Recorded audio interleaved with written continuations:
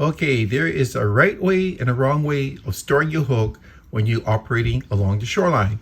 Now, obviously, this is the wrong way because you're putting your hook right through the guide, and you see this insert here? That's a very hard insert. It's usually made of materials that are very tough, but over time, the metal against this will cause a lot of rubbing, and it'll start putting nicks and abrasions on that, which will transfer to your line.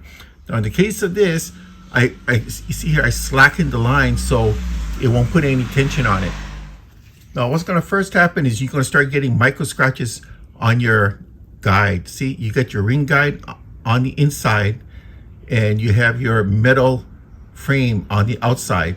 So right in here, what's going to happen is right now, that hook is putting some nicks and some scratches microscopically on that inner guide.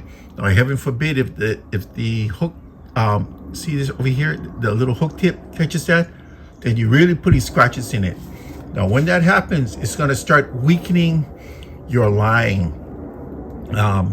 It'll weaken your line because your main line will go through that guide, the guide frame. And what's going to happen is if there's any rough abrasion areas, this line here will rub against it. And over time, especially if you're spin casting and throwing it out, in, it's going to be rubbing along that. And on the case of monofilament line, you're going to start seeing haziness in the line, which is from microscopic abrasions. It'll take a little longer in fluorocarbon, as fluorocarbon has a higher density. But in the terms of this one here, the braid, you're going to start seeing the braid starting to fray. Now, what you should be doing is this part here is where you should be putting the hook to it if you're going to go with this route. So you can put the hook through the one of the double frames, or just like that. Now, granted, it might scratch the metal frame here, but it's a lot better than the alternative, trust me. You know, it's hard to believe, but I even see professionals, pictures of professionals doing this, and this is totally wrong. And I see a lot of major companies that back these anglers, and this is what they show. I've actually seen quite a few pictures like this.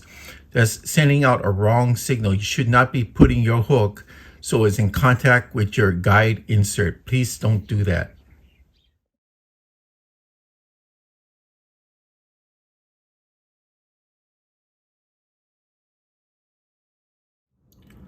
Now, on some of your better quality rods, you're going to see they're going to have a wire over here, is usually a stainless steel wire to keep your hook. It's called a hook keeper.